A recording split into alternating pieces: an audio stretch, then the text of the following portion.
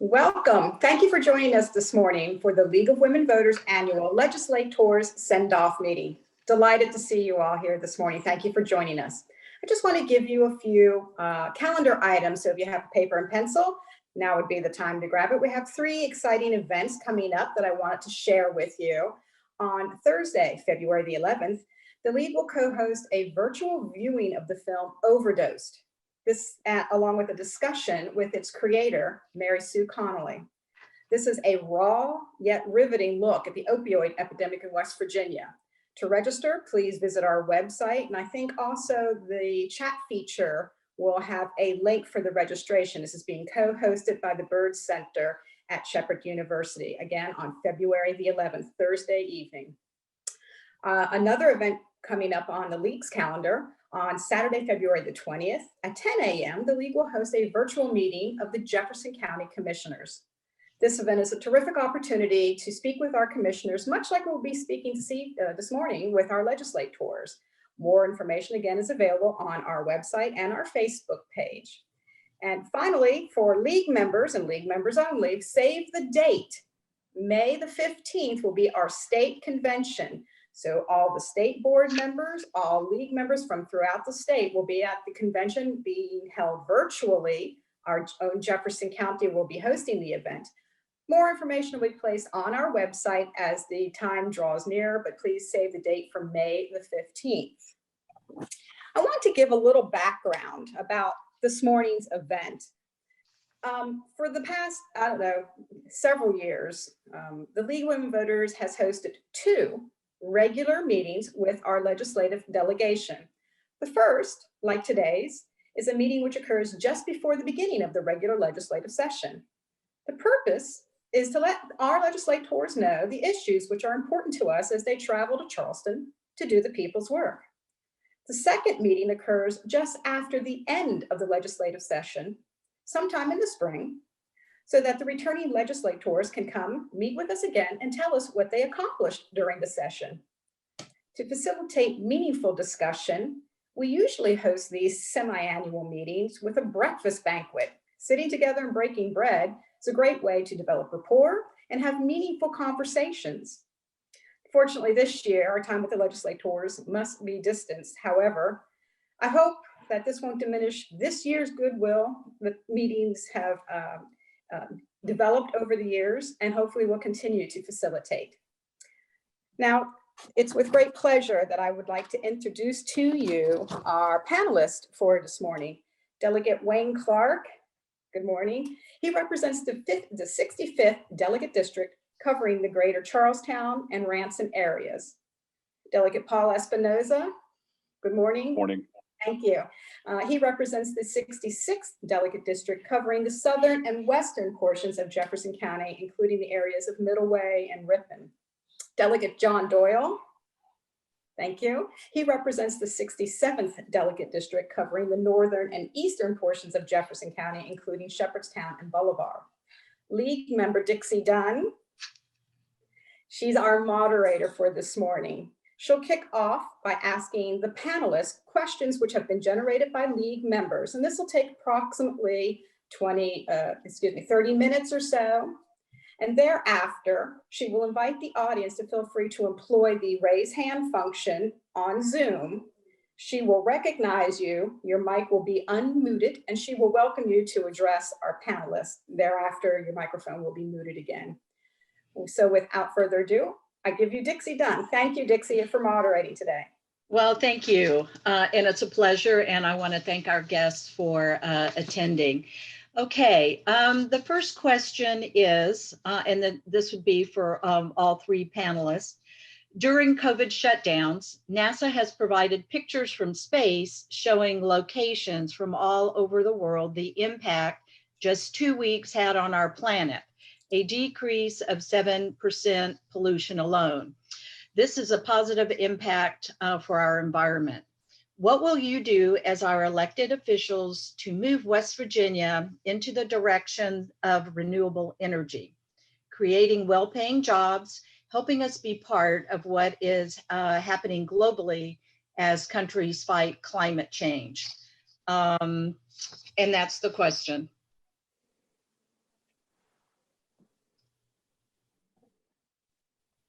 Mr. Espinosa, would you like to respond? Sure, I'd be happy to, Dixie. Well, first off, I'd like to thank the League for hosting this morning's forum. Always good to be with you and to hear your priorities for the legislative session, to talk about some of the legislative items that we anticipate will be taken up during the legislative session. I will say that during the last session, I was pleased to co-sponsor the House version of legislation that did allow for power companies to build out additional solar capacity. I think one of the things that we've heard from a number of our prospective job creators is that they very much want to have the option of utilizing greener energy. And so certainly was pleased to play a leadership role in helping to enact that legislation last session. And we'll anticipate that we'll continue to look at ways that we can, again, provide some additional green energy. But I think at the same time, I think it is very important that we not hasten the demise of our energy sector here in West Virginia. I think most folks would agree. We're certainly transitioning from some of our fossil fuel generated energies, but as an energy state, I think it's important to do that in a responsible manner, and also to be cognizant of the impact that our policies have on working West Virginians. You're already seeing some of the concerns that are being expressed as a result of some of the executive action by President Biden. And, I think that's something that we definitely have to be cognizant of as we're enacting policies to expand the availability of greener source of energy. We certainly don't want to hasten the demise of an industry and adversely impact West Virginians that depend on that energy sector for their livelihoods. Okay. Mr. Clark, do you have any comments?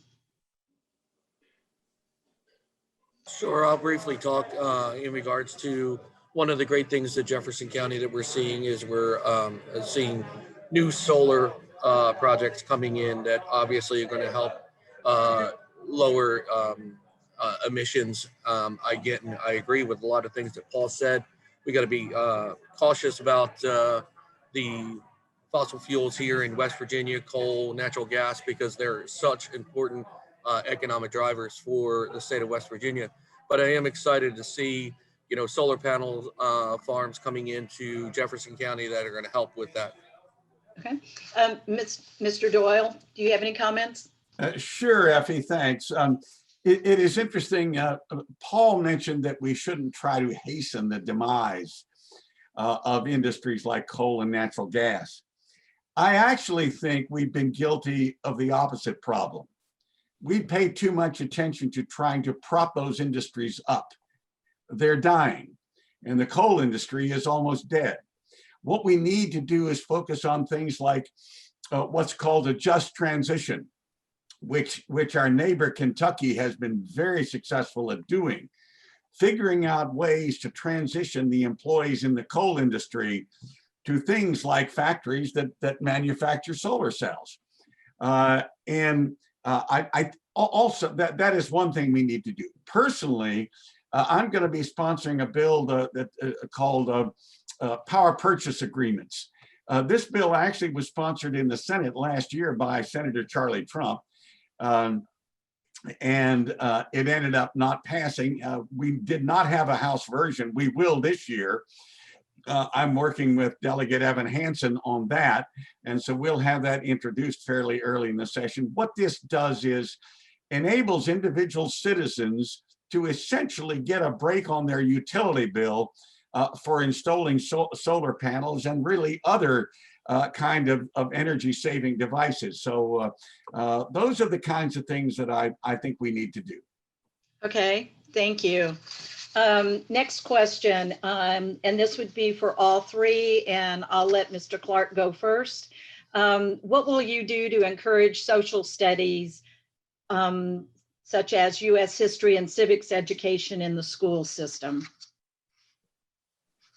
Well, being a member of the Education Committee, seeing some of the great things that the Education Committee is already working on that we'll be introducing once legislation starts. We are looking at additional changes in the state curriculum to make sure that social studies, civics start coming back into our schools. Okay, Delegate Doyle, you want to make a comment? Sure, Effie. Last year, the House Education Committee, and I commend Delegate Espinosa for his work on this, passed a bill which would have given us a discrete course in personal finance. Now, some of you may be asking, what's that got to do with civics? Well, right now, personal finance, civics is required for a full year, but a quarter of that is devoted to personal finance. I believe we should be requiring personal finance, but it's not civics. And by teaching it as part of civics, you actually reduce the amount of civics instruction. So what that bill proposed to do, and it passed the House, but the Senate refused to take it up. What that bill proposed to do was simply set a separate course for personal finance so that a full year of civics could be taught. When I graduated from Charlestown High School in 1960, we were all required to take effectively 2 years of civics. We had a full year of civics in the 9th grade, and then in our senior year, there was a much more intense course called Problems of Democracy. I think we need that amount of education. Remember, both George Washington and Thomas Jefferson believed that the purpose of education was to train people to be citizens. So I think, I remembered even people that graduated with me that never went to college understood what the government was doing and why. They'd always talk to me about it. So that's the kind of education that I think we need to go back to. And the term social studies, I think we need to remember, we need to have discrete courses in civics, history, geography, that sort of thing. I don't like the idea of combining them all into social studies. It waters them down. I remember a number of years ago, Senator Robert C. Byrd talking about teaching history and saying that he bemoaned the fact that history was not taught enough as discrete courses. And during the course of his talk, he said, and when history is taught, it is often mired in that educational swamp known as social studies. So we need to stay away from that integrated social studies concept and focus on discrete courses. Yeah, Delegate Espinosa, would you like to comment? Well, as Delegate Doyle mentioned, I certainly have been a strong advocate for social studies education, particularly in the area of civics. Was pleased to work with Medal of Honor recipient Woody Williams several years ago when he was advocating for legislation that would require additional focus on some of our founding documents so that hopefully our young folks, can get a better appreciation for social studies and specifically civics. I will say though, Dixie, that while I certainly am a strong advocate of providing additional emphasis on civics in particular and in history and other social studies curriculum, it does concern me a little bit each time that we look at whatever the given subject matter is. Delegate Doyle mentioned personal finance, for example. I think we could all agree that we would love our young folks to have a better understanding of personal finance. I certainly have the sense that a lot of our young people, when they graduate even from college, don't have a good fundamental understanding of personal finance. However, I also recognize that every time we impose an additional requirement on our teachers in our school systems, that's less focus they can provide on some of the basics like reading and math. And in West Virginia, where 3/4 of our fourth graders are not reading at grade level, and our math results are unfortunately equally dismal, I always am a little reluctant to impose additional requirements on our school districts because in effect, you're either going to increase the graduation requirements by adding additional requirement that's required, or you're going to have to shift a credit from another area, such as reading or math, or another area that I think folks would say is very important as well. So certainly encourage additional focus, but I'm always leery of imposing additional graduation requirements, because I do think it has the potential of detracting from some of the real focus areas like reading and math. Okay. And Delegate Espinosa, this particular question is directed at you. It says, you have proposed eliminating West Virginia income tax. In 2021, West Virginia's income tax revenue is estimated to be $2.16 billion, or 43% of the state budget. How do you propose to make up this revenue? If not through new taxes, what programs do you plan to eliminate? Well, thank you for the question, Dixie, or whoever proposed the question. I have been an advocate of providing meaningful tax relief for West Virginians. If you look at some of the areas that we focused on, and I say we, the Republican majority, since we assumed leadership back in 2015, we've certainly enacted quite a bit of legal reform, tort reform in particular. We've enacted regulatory reform, where we require regular review of regulations just to make sure they still make sense, and to see where we need to refine those regulations to, again, make sure that they are achieving the intended goal. We've enacted education reform, some significant education reform. I'm hopeful, optimistic that we'll enact additional education reform this session. But probably the one area that we haven't done a great deal is in tax reform. I was very pleased to support and work for passage of reform that is phasing out the state income tax on Social Security benefits. I think for too long, we've essentially double taxed those benefits. So very pleased that we've done that. But meaningful personal income tax relief that will put more dollars in West Virginians' pockets, I do believe that's something that we should aspire to. And I've been very pleased to hear Governor Justice express stronger support for doing the same. Now, as far as how to do that, obviously we need to do that in a very careful way. We certainly don't want to decimate funding for other key priorities. There have been some proposals put forth where perhaps you would increase the sales tax or consumption taxes slightly in order to offset the personal income tax. I know my colleague Delegate Doyle will point to Kansas as an example of the perils of providing personal income tax relief. I think sometimes he forgets the fact that while Kansas did in fact reduce their personal income tax, what they did not do is they didn't control spending. They continued to allow government spending to grow and grow and grow. Obviously, that's a big part of allowing for personal income tax relief, is to control government spending, not allow it to continue to spiral higher as our population of West Virginia declines. Okay, Delegate Clark, do you have any comments?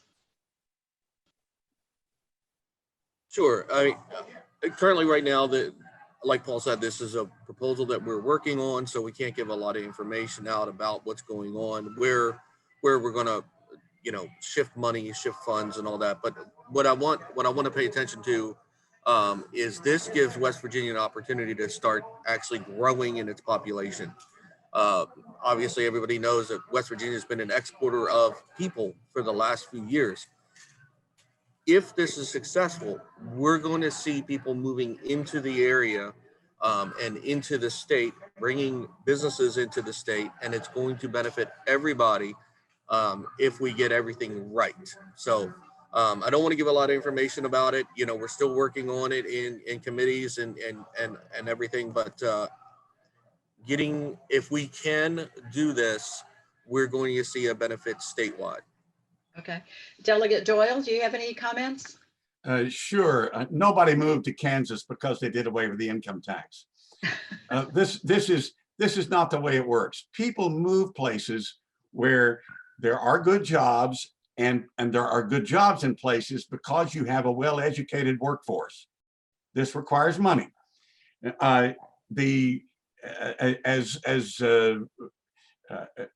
the personal income tax, as was pointed out, brings in about $2 billion a year out of the approximately $4 billion general revenue fund. The sales tax brings in $1 billion. If we're going to do away with the income tax, in order to make it up by increasing the sales tax, we will have to triple the sales tax, which, in addition to put, I think, a very unfair burden on low-income people, will also chase tourists away, which will further damage our economy. Now, Paul is right about Kansas reducing the taxes without reducing the budget. The problem comes, this is what normally happens when you cut taxes. If you try to cut taxes first and then say, oh, what are we going to cut out of the budget? Every time somebody comes up with something to eliminate, a whole bunch of people say, oh, no, don't cut that. If you're going to cut taxes effectively, you got to cut the budget first. You got to figure out what things in the budget you don't need and that you can persuade the public you don't need. That's really difficult. Okay, thank you. Delegate Espinosa, this question is for all three delegates. And this person is wondering what effect the pandemic has had or will have on the MARC agreement, specifically the Maryland subsidy for the West Virginia leg of the rail. Do you wish me to go first again, Dixie? Yes, yeah, go ahead, please. Okay. Well, I know we've discussed that on some other forums, and I think there is concern that with ridership, I haven't seen recent ridership numbers, but I presume that they are significantly lower than they've been before, with even more folks working from home, telecommuting, and so forth. I think that's certainly going to increase if we're not able to reverse the declines in ridership. I think it's going to continue to be increasingly difficult to secure that type of funding. I think there's other factors as well. The Metro Rail that is extending into Loudoun County, I believe it's coming to Leesburg, if I'm not mistaken, the Silver Line. Not sure of the time frame for that being completed, but I know for me personally, while I have used the MARC commuter rail myself when I travel down into DC, when the Silver Line is completed, certainly that will be just as easy for me from southern Jefferson County to jump over to Loudoun County, and I'm concerned about the effect that that's going to have on ridership. So while I've certainly worked in recent years to secure funding for the MARC rail, we absolutely need to find ways to reverse the declines in ridership, or it's going to be increasingly difficult to justify a multi-million-dollar subsidy for a relatively few number of riders. Okay, Delegate Clark, I'm sorry, Delegate Clark, your comments? Yes, I agree with Paul. I mean, as we're seeing less and less people riding the MARC train, it's kind of, me owning a golf course. I mean, when you have something that's not working or people aren't buying, you don't keep carrying it. You don't keep bringing it in to the to try and sell it. Less and less people. The additional of the Silver Line that Paul mentioned, coming out of Leesburg. I mean, it's closer to get to that than it is to get all the way down to Bethesda to go into DC. So, I mean, it's a hard sell for me to subsidize something that's in a decline. So, I'll stay with that. Okay, thank you. And Delegate Doyle. MARC ridership is down because of COVID, and that's it. Once we get finished with the pandemic, it will come back up again. Now, it is true. I'll concede that there may be some minor reduction in ridership because more people are going to be working from home more days. But I think most of them will still need to use that train 1 or 2 days a week. So perhaps you don't need quite as much as you would have, but by the same token, I think population is going to continue to grow here, and it is particularly going to continue to grow from people who work in or near DC. Now, Paul said something about the Silver Line coming to Leesburg. I thought it was going straight to Dulles Airport. I didn't think it was coming to Leesburg. Either way, you're still going to have to drive through Hillsborough to get there. So I think that's going to discourage a lot of people from doing that. I think also, and if I'm right, if it's going to straight to Dulles Airport, not only will you have to drive through Hillsborough, you're going to have to drive down the Dulles Greenway, and tolls keep on mounting and mounting and mounting on that. So I don't think that's going to be an effective alternative for most people who have been riding the MARC train. It is critical to the economic future of Jefferson County that we keep that train and that we try and figure out ways to expand that service. And furthermore, all across the country, commuter rail is done at the state level. It's financed at the state level, not at the local level. That is, for example, in Maryland. Not one local government in Maryland is being required to put a penny toward the MARC train. It's all done at the state level. And particularly in West Virginia, where local governments, in terms of financial resources, are more constricted than they are in just about any other state, we're going to have to do it at the state level. And I think it is right and proper that we do so. Thank you. All right, and we'll start with Delegate Clark here. In this question, it's the personal opinion that the things in West Virginia that needs to be most increased are teacher pay and broadband, and that being in equal measures. What do you plan to do to make both of these happen for the people? Oh, that's a good question. I mean, my quick answer is I agree.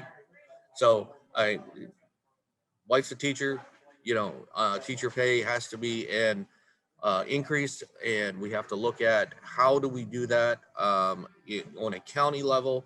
I know the education department is discussing, education committee, I'm sorry, is discussing potentially a new statewide increase, but we also have to look at county increases, and then broadband for the state is just so important. We have to have it, especially with what we saw this year regarding the COVID and virtual teaching.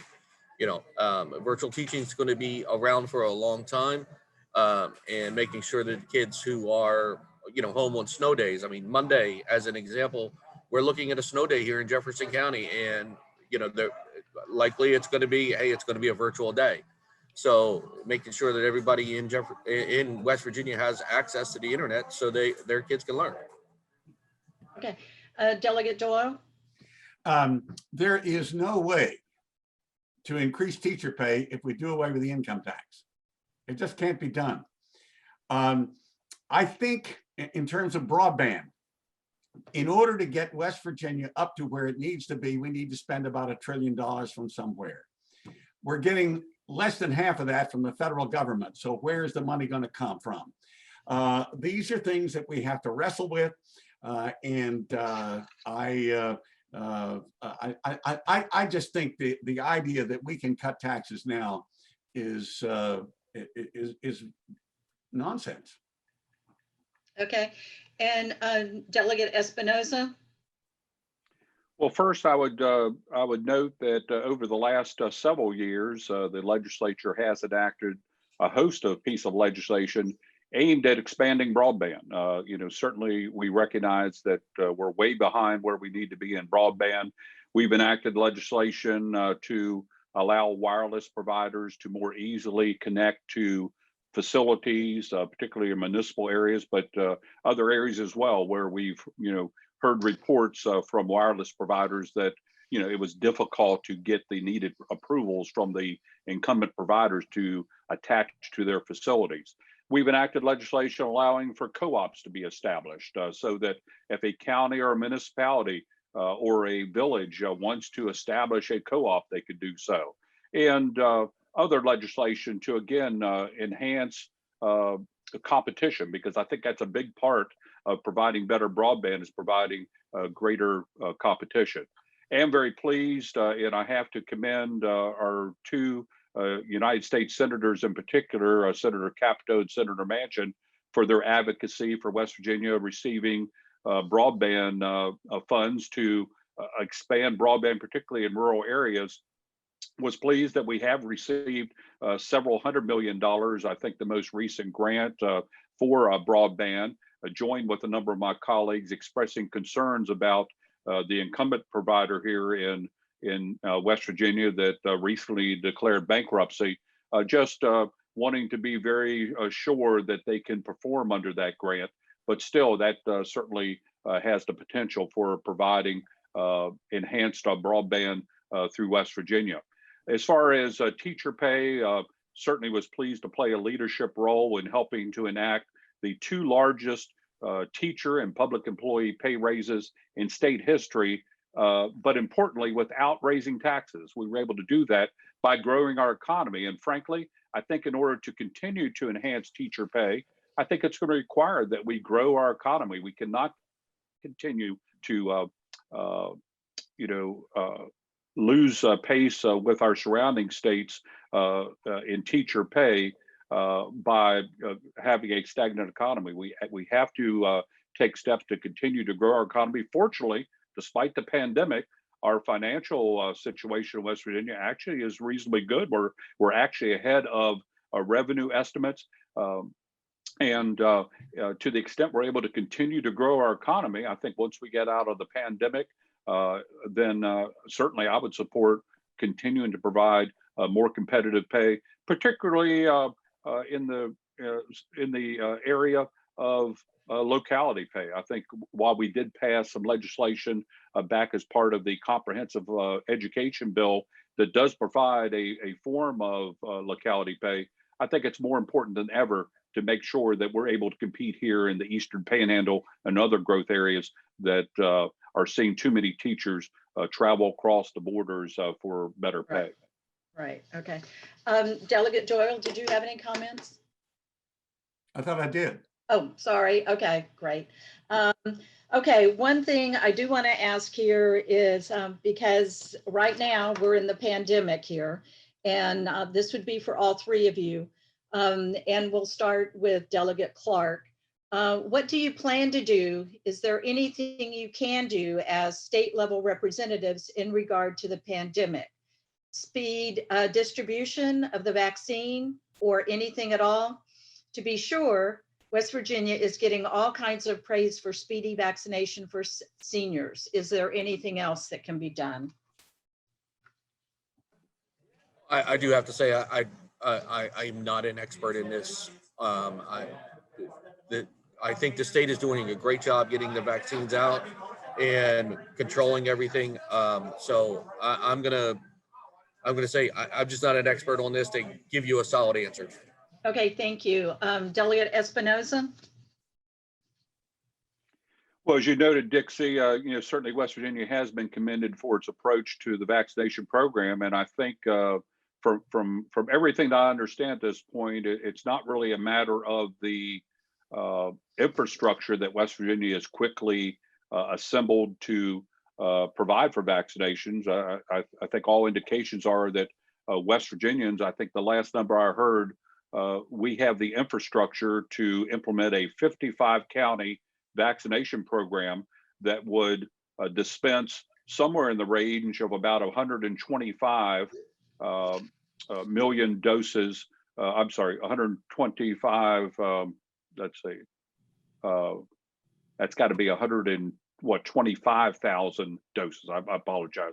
125,000 doses per week, but we're only getting about 25,000 doses per week. So that's the delta right now that we're contending with, and certainly join all those that are encouraging our federal authorities to try to push out the vaccine as quickly as possible, so that we can take advantage of the infrastructure that, again, I have to commend our state executive branch, the National Guard, and others that have put together a pretty robust distribution plan.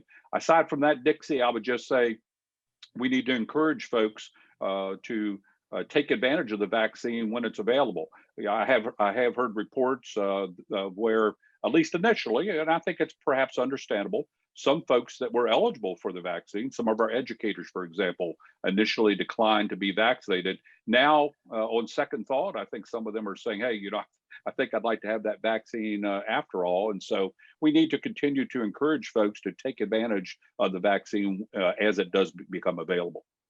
Right. Okay. Delegate Doyle, any comments? Yes, I agree with Paul. We need to very strongly encourage people who haven't been vaccinated to get vaccinated as soon as they're permitted to do so and are physically able to do so. And yes, the state of West Virginia overall has done a better job than any other state in the union. And I think the two people who are most responsible for that are Jim Hoyer, the recently retired adjutant general who was in charge of the National Guard, and Paul's right about that. They've done yeoman work. And the other is Clay Marsh, who is our COVID czar. He's the head of the WVU School of Medicine. And between the two of them, they've got the most efficient operation in the country. Now, there are some problems. We're having great difficulty finding out exactly, where geographically all of those vaccines are going. I'm hearing all kinds of rumors that certain counties are getting a higher percentage of vaccine per population than other counties are. Lots of people have contacted me and saying Jefferson County is not getting the number of vaccines that it ought to, whereas Kanawha County is getting way more than its population justifies.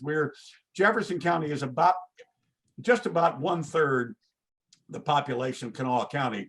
And the rumors are we're getting about 1/10 of the vaccines. I don't know. The problem is we can't get anybody to come clean with the numbers.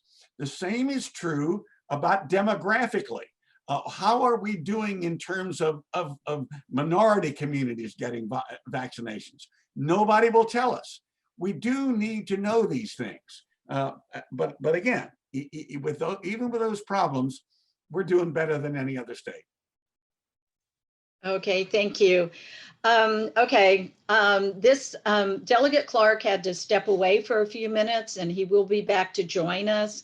And this question's a long one, so. Maybe he'll be back by then. Right, okay, thank you.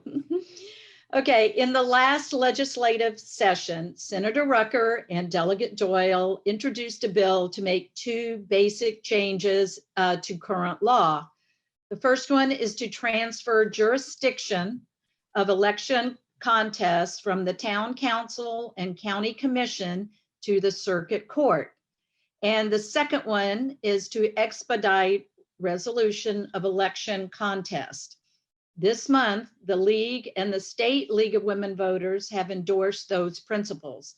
The Secretary of State's office has been working on a revised bill, which we think will be ready soon. Would you be willing to support this change in the election law?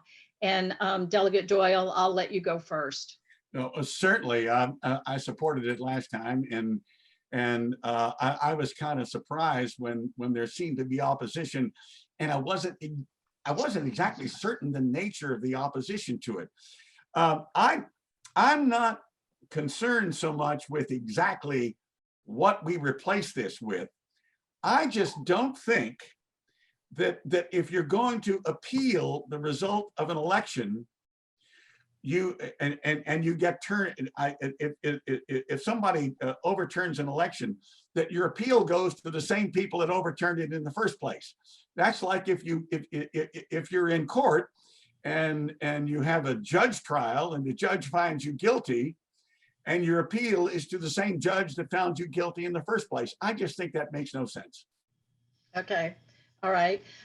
Delegate Espinosa, your comments? Well, Dixie, I haven't seen the specific legislation that Senator Rucker and Delegate Doyle have drafted, but certainly happy to review it. And I was aware generally that our Secretary of State, Mac Warner, was planning to offer some suggested legislation for consideration during the upcoming session. Again, I haven't seen the specific legislation, but we'll give it careful consideration. I do think that all in all, I think our Secretary of State and his department have done a very good job during this pandemic of conducting our elections, and certainly will be very open to any proposals that he or my House and Senate colleagues have. Typically, those types of legislation, if I'm not mistaken, would likely go through our Judiciary Committee. I do not serve on our Judiciary Committee. I do know that Senator Rucker does serve on the Senate Judiciary Committee. Of course, Charlie Trump chairs the Senate Judiciary Committee. So I would look to them very carefully for their recommendations, and if it gets Senator Trump's and Senator Rucker's stamp of approval, I'd likely support it. Okay, thank you. All right, and Delegate Espinosa, I'll let you go first on this one. And this is for both delegates. Could you make clear your position on abortion, body autonomy, a woman's right to choose, murder, right to life, or whatever you choose to call it? Okay, well, quite a bit there. I do consider myself pro-life. I did support the constitutional amendment that basically made it very clear that except in the case of current law that does provide exceptions in the case of rape, incest, or the health of the mother, that taxpayers should not be required to pay for those services. I'm trying to think. I think maybe capital punishment was part of that question. Was that part of the question, Dixie, or not? No, from what this was saying, I think it's basically centered, well, when they said murder, I think they were talking about abortion. Okay, right. So basically the woman's right to choose, et cetera. Delegate Doyle? I'm pro-choice, period. Thank you. All right. Okay, this person, and this is for you specifically, Delegate Espinosa. We know that obviously you're representing the people of West Virginia, but that you are also employed by Rockville. Do you see any conflict of interest in handling both positions? Am I? Yeah, I just want to make sure I was unmuted there. Right. I thought I was muted there for a second. Well, first of all, I think the company's name is Rockwool, I think first, I think it's important to recognize that the West Virginia House of Delegates, as well as the state Senate, it is a citizen legislature, and we have representatives from virtually every walk of life, most of whom are active or retired from full-time employment, in addition to their part-time legislative duties. And as I think about my current colleagues in the legislature, among our current members, we have teachers, we have school service personnel, we have doctors, nurses, lawyers, bankers, truck drivers, business owners and managers, and the list goes on. And frankly, I think it's that breadth of experience that enables the legislature to better understand the real life impacts of bills we consider. I certainly look to, for example, when we're debating energy issues, it's helpful that we actually have a section supervisor that works 2 miles underground every day in a coal mine, helping us to understand what are the impacts of some of the legislation that we're enacting. Now, I've been an advocate for job creation and diversifying our state's economy all my adult life, and I make no apologies for helping my employer deliver on its commitment to bringing well-paying jobs to Jefferson County, especially now when hundreds of my fellow Jefferson County residents have been displaced as a result of the pandemic and desperately need local employment opportunities. Now, I'll continue to abide by West Virginia's ethics laws and the rules of the House that does provide for a member to be excused from voting if in fact there is a true conflict of interest. Okay. I'm going to read this question. I think it's already been answered based on other questions. And then, so if you have anything to add to it, that's great. If you don't, I totally understand. And then after any comments on this question, I will be opening the floor to our listeners to send in a question. This question says, during the COVID shutdown, NASA has provided pictures from space. Okay, I already did read that one. Excuse me.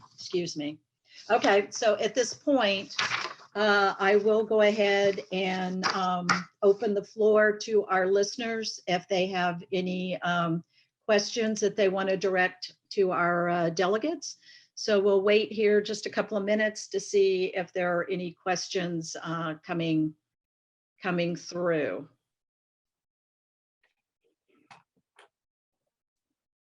Okay, let's see here. Okay, Delegate Doyle, did you see any conflict with former Delegate Tiffany Lawrence's jobs when she was in the legislature that were in direct conflict with other businesses or interests? I'm trying to remember what she did when I was in the legislature with her. Right. Let me answer the question generally, and this applies to Paul too. Paul Espinosa is absolutely right that when you have a citizen legislature, you accept conflicts of interest. That's all there is to it. Because when you say legislators shall have outside income, you not only do you set a shortened time to meet, but you set a salary that presumes people will have other income. You are therefore accepting conflicts of interest. The question of conflict of interest then becomes one for the voters in an election. In this past election, the question of Mr. Espinosa's conflict of interest was raised, and the voters said that was okay with them. So as far as I'm concerned, that settles the issue. It conceivably could come up again in the next election if he runs for re-election. Who knows? Yes, each time I have in fact been in favor, and I'm going to stray a little bit afield of this now because I think this is an important concept for everybody to understand. I've always been in favor of allowing everybody to run for the legislature, even state employees like state troopers. Let's say you have an election between a state trooper on one side and a teacher on another side. Part of the issue becomes which conflict of interest do we fear the least, or do we fear less? That is an issue that is always before the voters in any election for a citizen office. And so again, I still can't, I cannot remember what I remember Tiffany worked for United Way, and before that she worked for the Appalachian Trail, and she now works for Orion Consulting. But at any rate, again, it's up to the voters. Right. Thank you. And just a reminder, if you do have a question that you want to ask one of our delegates, if you would please use the raised hand icon, and then I am happy to call on you, and then we'll make sure that you are unmuted. So I'm trying to look here. So is there anybody wanting to ask a question? So you can either do it by the raised hand. Okay, Rennie, you had a question that you want to ask the delegates. So just a second. Okay, can you unmute? Go ahead. I did. I'm unmuted. Hi. I think Rebecca was before me, but I've just got a couple of follow-ups. And one is that I don't quite understand what moves the State Board of Education to change curriculum. Is that a legislative responsibility? It was part of an earlier question. And the next one is there going to be open bidding for broadband services, or are we going to continue to rely on Frontier? Okay, Delegate Espinosa, you can go first. Rennie, I just as far as the curriculum, the State Board of Education is responsible for adopting curriculum. The State Board of Education is responsible for the general supervision of our state schools in accordance with state law. So right now, while we certainly do enact the legislation, it's really up to the state board to ultimately enact school board policies. I will take this opportunity just to, while we're on that subject, Rennie, one of the things that certainly has been a concern of mine, really since I was joined the legislature back in 2013, was the fact that the State Board of Education and the Department of Education is the only agency aside from the Public Service Commission, I think, is also exempt from this, whereby their rules do not come back to the legislature for review. So the legislature may pass a law, for example, saying that we feel that a certain activity should take place in education. The state board can promulgate a rule. The legislature never has an opportunity to review that rule to confirm that it does comply with legislative directives. I do anticipate that we'll likely enact a resolution that requires a 2/3 majority in each house, would put that question before voters as to whether state board policies should come before the legislature for review, just like all other agencies are required to do. Dixie, help me remind me the second part of that. Oh, about Frontier.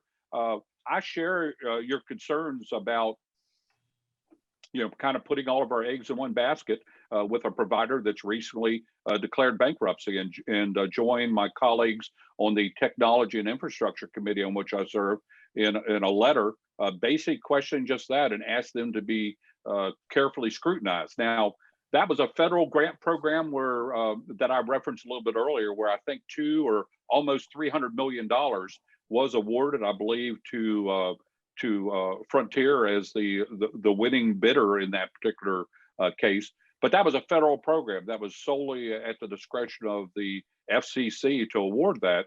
But I certainly believe they need to be held accountable. And the Public Service Commission, in response to our letter, as well as the FCC, have said that they will, in fact, hold their feet to the fire. I intend, and I know a number of my colleagues intend, to watch very closely and make sure that Frontier does fulfill their obligations under that recently awarded grant. Okay, Delegate Doyle, do you have any comments? Yes, Paul's right about the primacy given the State Board of Education in the Constitution. It comes from a state Supreme Court decision about 40 years ago that basically says the legislature cannot overrule in its oversight function a decision by the state board. We may be unique in that as a state. We're certainly unusual. In most states, the legislature can. Now, in terms of the relationship between the state board and local boards, the State Board of Education sets the bare minimum of requirements for graduation from high school, from kindergarten clear on up. Local boards can set higher standards in certain areas if they wish. Now, and so there's the case of, for example, let's go back to civics. State board says we're going to require a year of civics. A local board could require more than that if they wanted. Now Paul is right. This is from quite some time ago in the discussion here about interfering with basic skills like reading and writing and arithmetic. I believe there is still too many hours left for electives, and we can increase the number of required courses without interfering with any of the existing ones. Now that's just a personal opinion. Now back to as opposed to bidding on broadband, I certainly hope that we have an open bidding process, not just a bidding process, but an open bidding process. Too much of state government in recent years has been technically by the book, but effectively closed to the public. And we've got to stop that. Okay, thank you. And I think Rebecca is next, and I believe you're going to have the ability to unmute yourself, Rebecca. Okay, I think I'm unmuted. Yes, you are. Well, I asked several questions, so I'm going to ask the one that comes to mind first, and maybe it's like an overarching question. Would either or both of you speak to bipartisanship in Charleston? Does it exist? Because if it doesn't, that can there be any forward motion on any of this, broadband, teacher pay, or anything else? But those two are the things that I think the state of West Virginia is most in need of to move forward and let people know about the biggest and most wonderful secret on earth, which is the state of West Virginia, in a good way. I hope I was being clear there, ever striving. Okay. Well, in the spirit of bipartisanship, I'll let my colleague Delegate Doyle go first.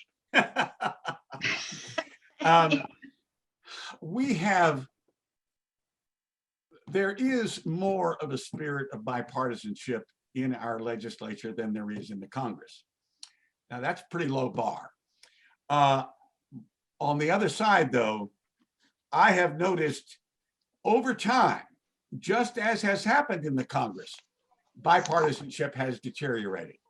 Now, for the next 2 years, the majority party doesn't need bipartisanship. They have a supermajority in both houses.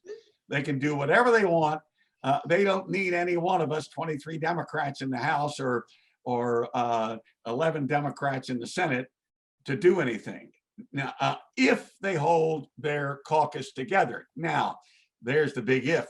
I was in a number of years ago when the Democrats had supermajorities. We had great difficulty holding our caucus together, and very often we needed Republican support even then to pass things. So we'll see whether that happens. Very often, bipartisanship is a result of necessity, not desire. Okay, so Delegate Joy, Delegate Espinosa, you don't have anything else to say? Oh, I'd be happy to. No, he let me go first. Okay, just making sure. Sure. Sure. Well, Go ahead. sure. Well, Rebecca, thank you for the question. And I guess a couple of observations. First, well, I agree largely with Delegate Doyle's, I think, response that there is a considerable bipartisanship. I think generally, I think if you look at most of the piece of legislation that we enact, I think last session, and it was a particularly productive session. I think we had, as I recall, I think it was close to 300 bills, I think, that we ended up enacting during the last session. I don't anticipate they're going to have quite as many this session, but you look at the vast majority of those pieces of legislation, most of them pass, 98 to nothing, or pretty close to unanimously. I mean, they're pretty bipartisan. I think it really comes down to maybe 15 or 20 bills during the session. Maybe there's more, but a relatively small percentage of the bills where they become contentious, and sometimes they do, fall. The vote falls along party lines. There are some pieces of legislation that there may be opponents, but it's bipartisan opposition. Just depending on if a bill is a kind of a regional type of a bill that is more supported by certain areas of the state. So I think by and large, I think there's bipartisanship. As Delegate Doyle noted, we are pleased, and I say we, the Republican caucus is pleased that voters did provide supermajorities in both the House and the Senate for this the current, I guess, since we have convened the current session of the legislature that will extend through next year. But we've made very clear, our leadership team has made it very clear, if there's a good idea that comes from across the aisle, it's certainly going to be something that we're going to take up. I can think back to when I was first elected to the legislature back in 2013. my first term, 13 and 14, very few Republican-sponsored bills ever made it across the finish line. It just typically did not happen. If you look at the number of Democrat bills now that are passed by Republican-controlled the Republican-controlled legislature since 2015, you'll see a significantly increased number. You'll see bipartisan-sponsored bills and so forth. I think you referenced that. Well, I guess Senator Rucker and Delegate Doyle won't actually co-sponsor the exact bill because obviously one of them is from the House and one's from the Senate. But I do think there's bipartisanship, and certainly I am happy to reach across the aisle, and I have reached across the aisle to gain sponsorship of legislation that is particularly important to the Eastern Panhandle, for example. I need to correct the record there, Paul. I didn't say there was considerable bipartisanship. I just said there was a little bit more than in the Congress.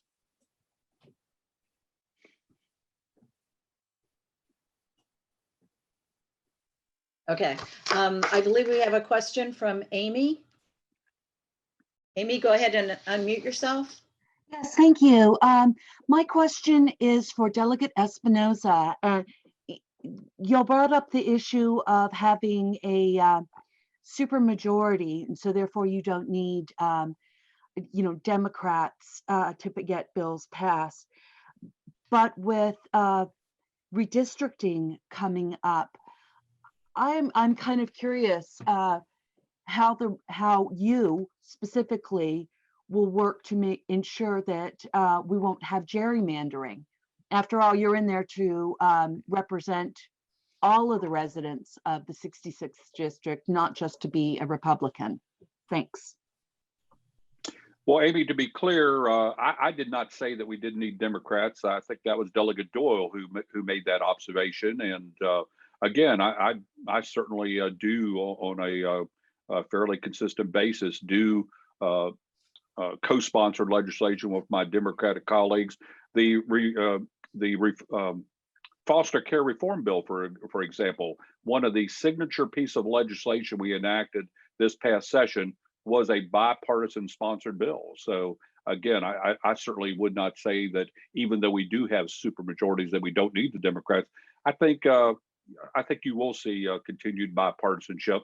Where I do think that you will see some progress is on some of the issues that we've tried to address in the past. For example, the constitutional amendment that does require a 2/3 vote in both the House and the Senate. Frankly, we just could not get any Democratic support for that. Another area that certainly has been a topic of conversation, I know here in Jefferson County, is the whole question of pilot agreements. And the reason that, frankly, that we have pilot agreements is because West Virginia is one of the few states in the country that exacts a tax on business equipment and inventory. And so anytime you want to attract a Macy's or a Procter and Gamble or a Clorox or a Rockwell, typically the state or the local development authority enters into a pilot agreement to alleviate those taxes, which again are recognized as a non-competitive tax. I've been a strong advocate for eliminating that tax on business equipment and inventory so that we don't have to enter into pilot agreements. But as far as the upcoming redistricting, this will be the first time in probably more than 80 years that Republicans will lead that process. And certainly I believe that we need to be, we need to abide by both federal and state law with regard to how we redistrict.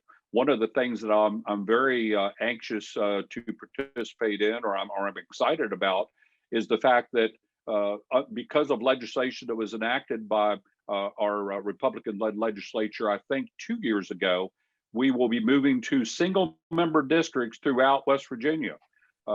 Currently, there are a number of multi-member districts, which frankly, I think make it more difficult for individuals to run for the legislature because instead of running in a single-member district like Delegate Doyle and I run in, they have to run in a 5-member district and have to incur the expense of advertising and so forth in order to try to get their message through. Well, again, with this redistricting that'll be coming up later this year, we will have single member districts throughout West Virginia. And again, I think that's going to make our members much more responsive.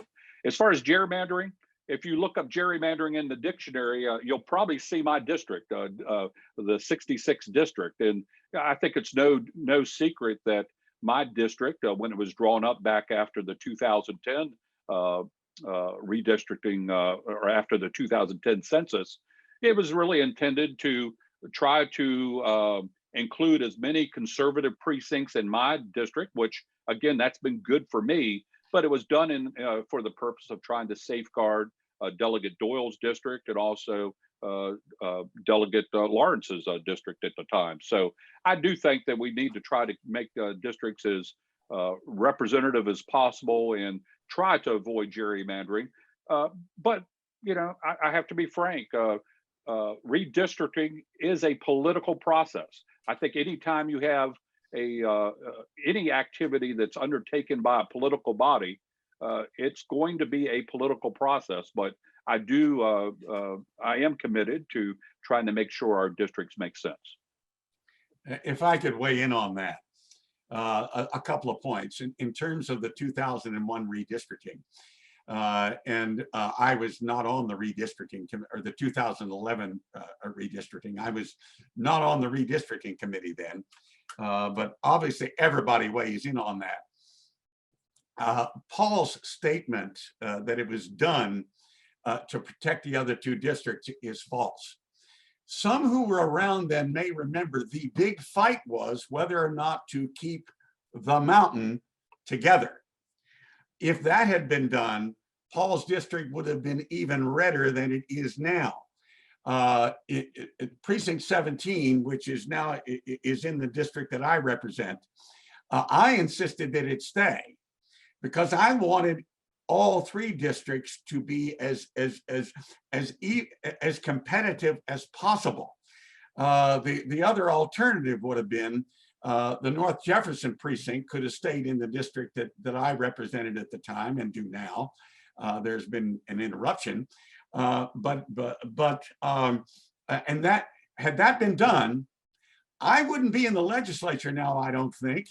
Rod Snyder would be, because he would have won the 2016 election had precinct 17 been in Paul's district and the North Jefferson precinct been in the one I have. So I categorically reject that it was done to save seats. It was done so that we had three districts as competitive as we could possibly make them. Second point about redistricting, it may come really late this year. Normally, we have the original numbers now from the Census Bureau, the state by state numbers.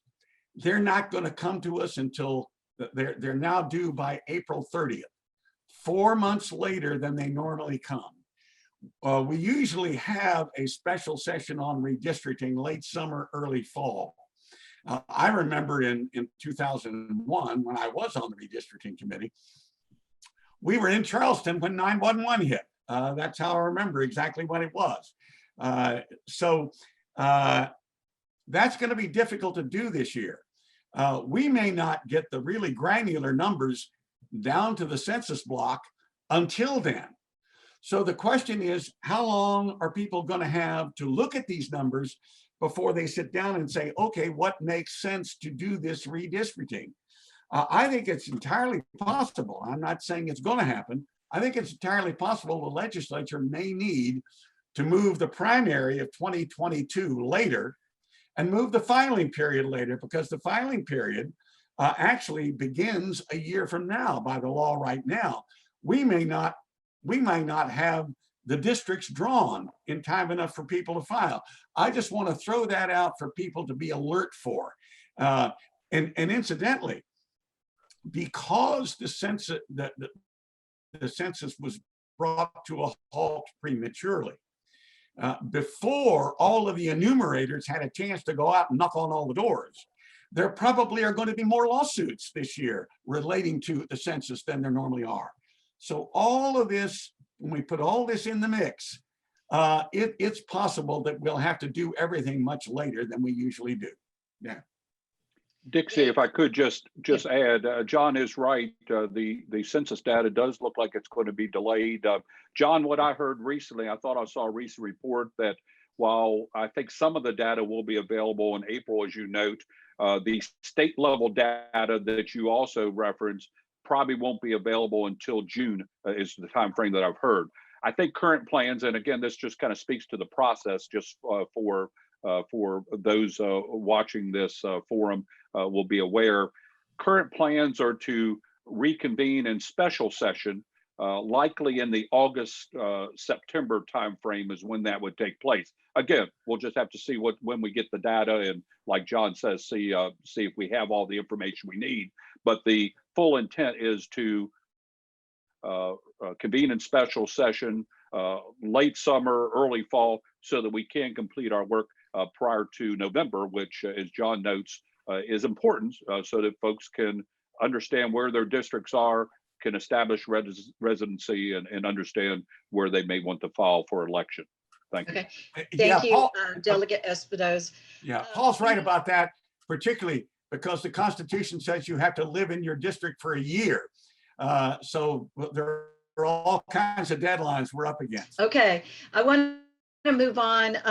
I just want to update Delegate Clark. We are taking questions from our general audience at this point. Tina Burns will be asking her question next. We have two more in queue. We probably will be cutting questions off at about 11:25 so that Effie can have sort of the wrap-up comments. So if your question is not answered, we will get to the delegates and we'll have it answered and get an answer back to you. So Tina, go ahead with your question. Yes, good morning. The county health departments have traditionally been chronically underfunded.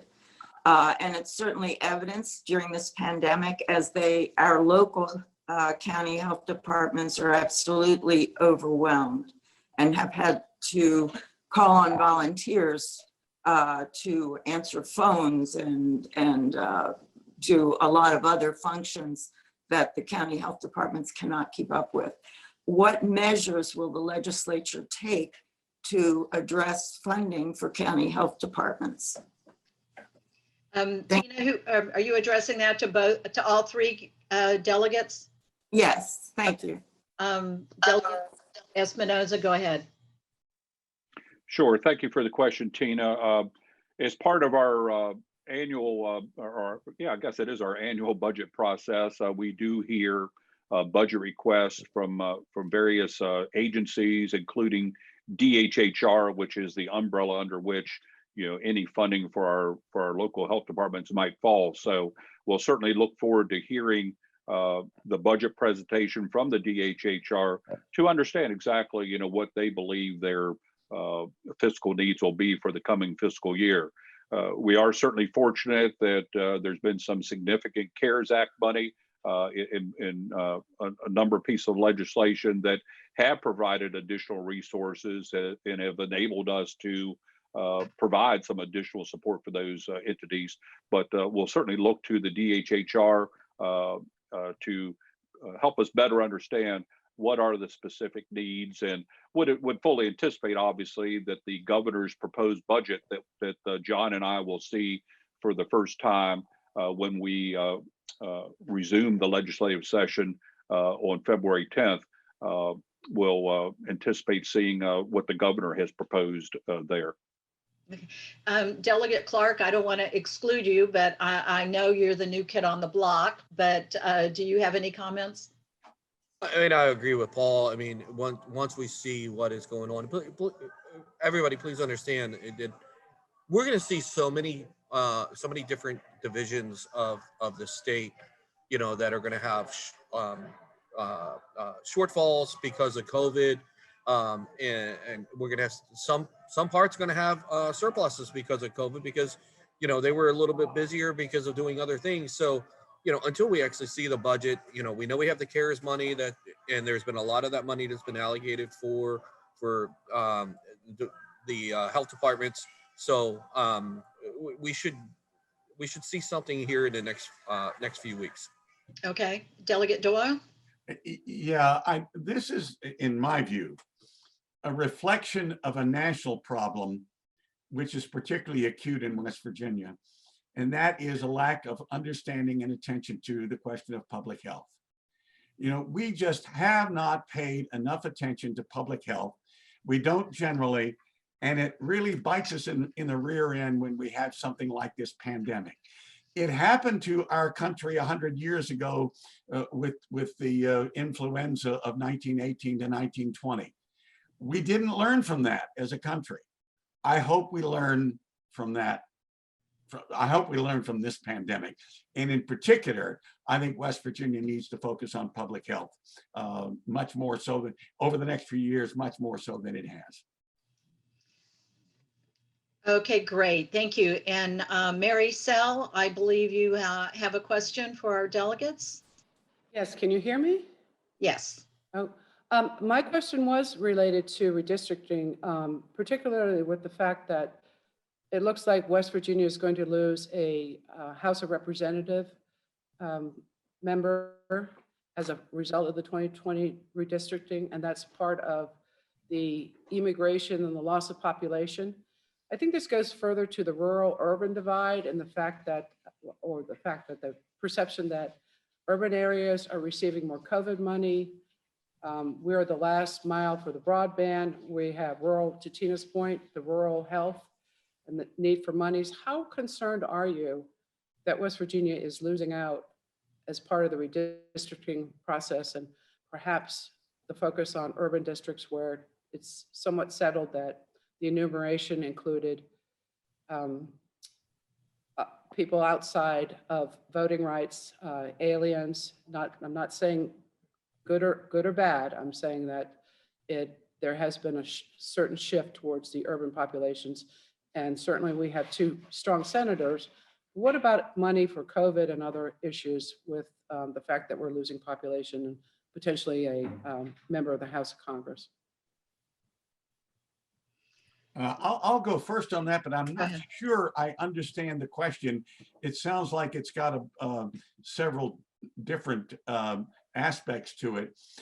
We are going to lose a congressperson. There's no question about that. I can remember in 1950, West Virginia had 6 members of the House of Representatives out of 435. We had 2.2 million people when the country had 150 million. Now the country's got 330 million, and we've dropped to below 1.8 million. In 1950, we had 6, and Florida had 6. That's how much population has shifted around the country since then. And in terms of rural urban, actually what is growing, what has been growing are the suburban areas. That population is moving to suburban areas primarily. And of course, since that's where they're moving, they get the representation. I think that is proper. When we get a well-educated workforce in West Virginia, that's when I think people will stop leaving the state and some people will come back here. But until we become respected around the country for our education, it's not going to happen. That's my opinion. Okay, Delegate Clark, do you have any comments? Yeah, I mean, obviously knowing that we've, over the last 5 years, 6 years or so, the state of West Virginia has been an exporter of people. So obviously our census numbers are going to go down. We're going to lose, a congressman's seat. We're going to lose out on money because our population is lower. And so, I mean, just like Delegate Doyle said, the more businesses, the better education system we bring in, the more people are going to move in, and then we're going to pick up more seats, and then we're going to pick up more revenue from federal money. Okay, thank you. Delegate Espinosa? Well, Mary, I know part of your question dealt with just how congressional seats will be apportioned, and as I'm sure you're well aware, there have been some federal lawsuits filed about that process. I haven't really heard much about those suits, so I have to believe that those probably have not really really panned out, as those that have followed those suits perhaps would have wished. But clearly, our situation here in West Virginia is a result of our population decline, not necessarily another state, gaining in population. I think, while I touched upon the fact that we're going to have 100 single-member districts in the House. I think the very interesting part will be, how we redraw the congressional seats, and this will be the first redistricting that I've participated in, so I'm certainly not an expert in this process, but I think a lot of it's going to depend on what the various players, what are their plans. We have three Congress representatives. Of course, we have Alex Mooney representing the 2nd Congressional District, which I know for years folks have really criticized, the fact that the 2nd Congressional District, spans all the way from the Eastern Panhandle over to Charleston, West Virginia. It's a nonsensical type of a district. So, I know some of the discussion I've heard is that perhaps you would have the state divided in half, north and south, perhaps east and west. I think some of it's going to depend on what the various players do.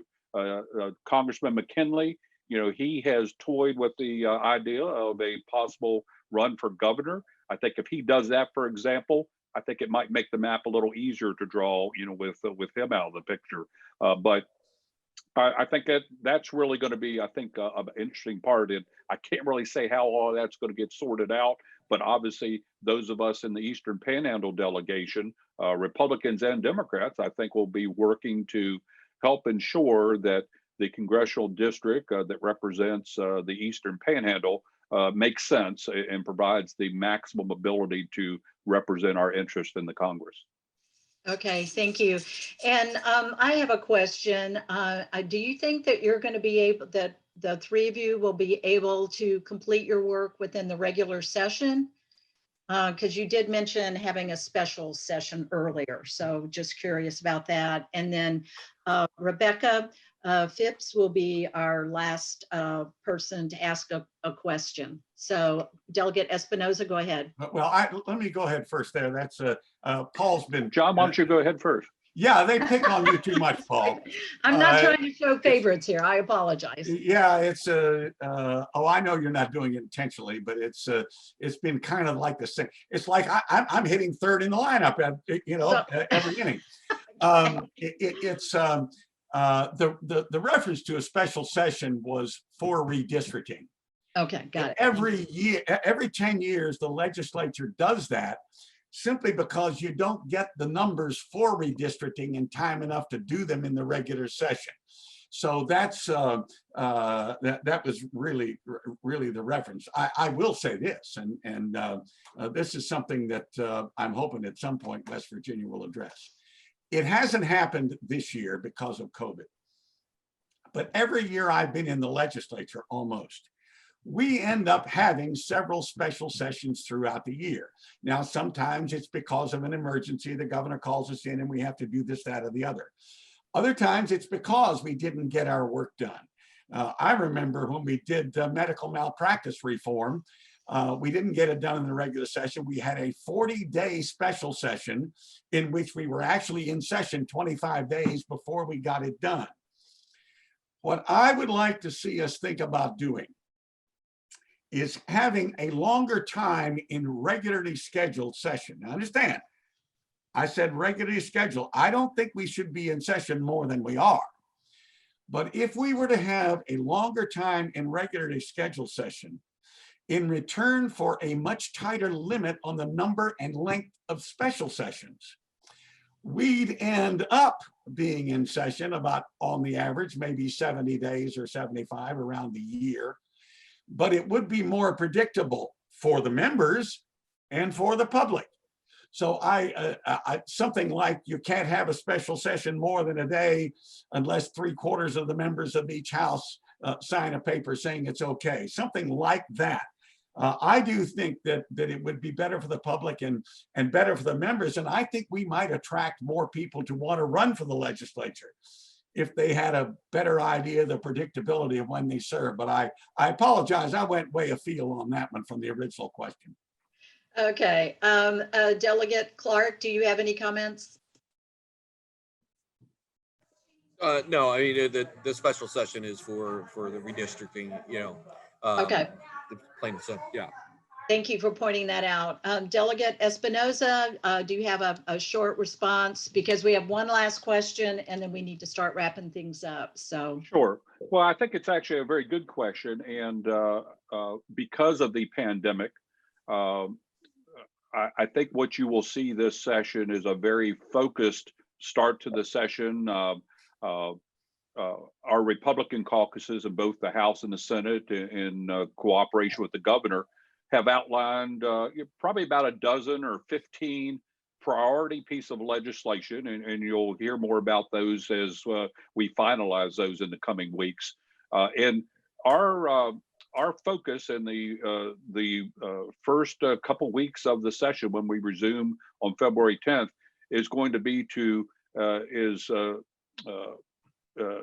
expeditiously as possible take up those pieces of legislation to make sure that we are able to enact legislation that we believe will have the biggest impact in helping make West Virginia a better place to live, work, and raise a family. Of course, the one constitutionally required piece of legislation that we must pass is the budget. So I think you'll see very quick work on trying to finalize the budget too, because again, while we do have COVID protocols in place, will require masks, for example, on the floor of the House. We don't know what the pandemic has in store for us, and so you're going to see a very focused legislature this time to make sure that we do enact the priority piece of legislation, and hopefully we'll be able to get the entire 60-day session in. But if not, we want to make sure we take care of the most pressing items early in the session. okay, thank you. Rebecca, I hope your question's a short one. So you're on mute. You're on mute, Rebecca. Can't hear you. Okay, got it. Hey, I can make it short. I keep hearing something about abolishing the income tax, and I'd just like to know if that has. I was a tiny bit late arrival to the session, but just seems like the state needs more revenue rather than less, and maybe tax the right people and things like that. So what about this thing of abolishing the income tax? Okay. And Delegate Doyle, I'll let you go first. Yeah, and Rebecca, actually, we talked about that earlier, spent a fair amount of time on it. I will say that I'm against it and let it go at that. Thank you. Okay, any other last comments before I turn this over to Effie? Delegate Espinosa? Well, I'll just say, Rebecca, I do support the concept. Obviously, we're working through the various components of what meaningful tax reform might look like, working very closely with the Senate and the governor's office on that. Frankly, it's about trying to allow hardworking West Virginians to keep more dollars in their pocket. But in order to do that, it certainly will require us to continue to be fiscally prudent and not allow government spending to continue to spiral upwards while our population declines in West Virginia. Delegate Clark, any last comments? No, we already discussed the, personal income tax. Okay. I think we have a good plan. All righty. At this point in time, I want to thank everyone for attending and again, thank our delegates. And so I'm turning this over to our president, Effie Callis, to wrap up the meeting. Effie? Thank you, Dixie. Thank you very much. It was an excellent program. I thank our panelists, Delegate Espinosa, Delegate Wayne Clark, and Delegate John Doyle for joining us this morning. I hope it wasn't too taxing and taking too much time out of your day. But as I said earlier, it's really important for the league to play a role in facilitating communications in an informal manner as possible, both before and after the legislative session. And as we go forward over the years, we hope that these bonds will grow stronger. So I thank everyone for joining, thank the panelists, and thank Dixie and also Susan Pipes, who was in the background the whole time, managing everything.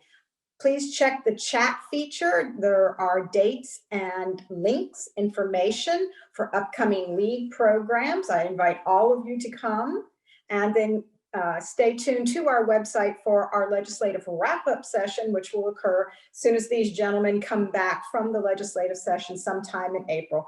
Thank you, everybody. We've had a great morning. Bye-bye.